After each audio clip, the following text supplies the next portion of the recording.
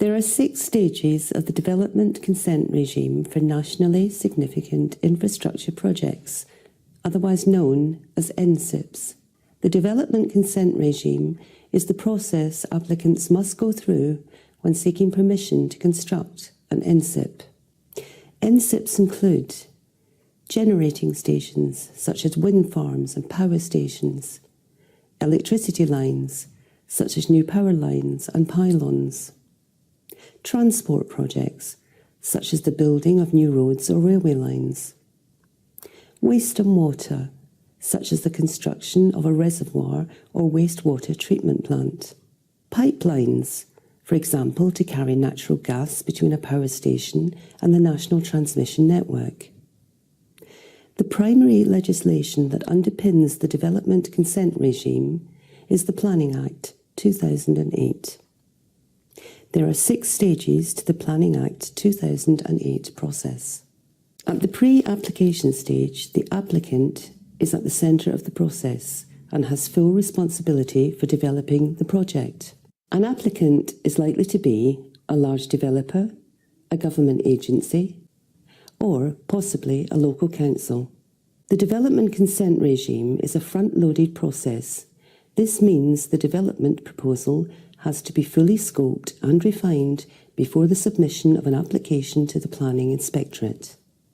It is at this stage that the applicant must formally consult with all statutory bodies, local authorities, the local community, and any affected persons. If your land is subject to compulsory acquisition, you will be an affected person and will be notified by the applicant. Once an application has been submitted, there is very little scope for change. Therefore, those who wish to influence any proposal should engage with the applicant at this stage when the applicant advertises its consultation. You will usually respond to the consultation via email, on the applicant's website, or at a consultation event. This should be done within the deadline set in the publicity. The applicant is required to take into account any relevant responses received during formal consultation. The pre-application stage can take as much time as is needed and is driven by the applicant. After the pre-application stage comes the acceptance stage. It is at this point that the Planning Inspectorate moves to the heart of the process.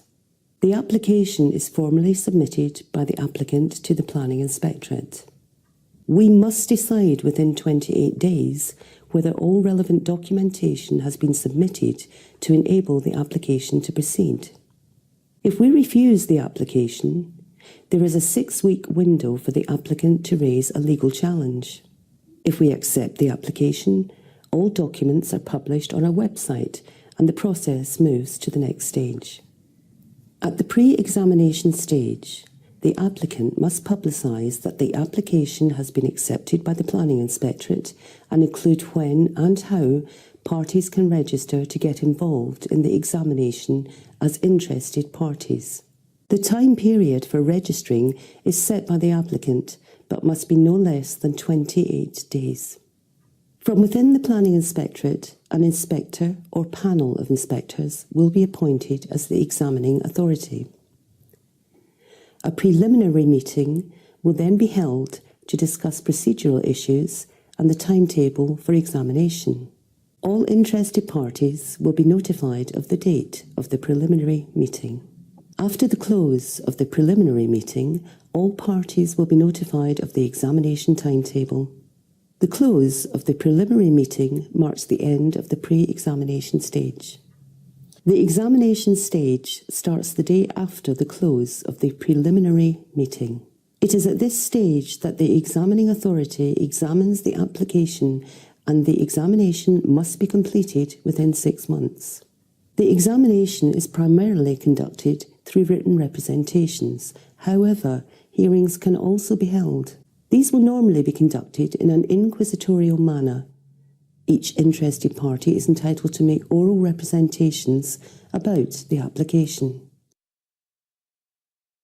During this stage, the examining authority has 3 months to write its recommendation and submit it to the relevant Secretary of State. The relevant Secretary of State makes the final decision for all NSIPs. The Secretary of State has 3 months to make his decision whether or not to grant consent. The final stage of the process is the post-decision stage. This provides a 6-week window for the applicant, any of the interested parties, or, indeed, anyone else to legally challenge the Secretary of State's decision.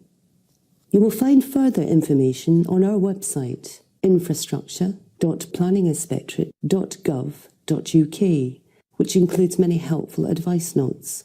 Alternatively, you can contact customer services by telephone on 0303 444 5000 or by email niinquiries@pins.gsi.gov.uk.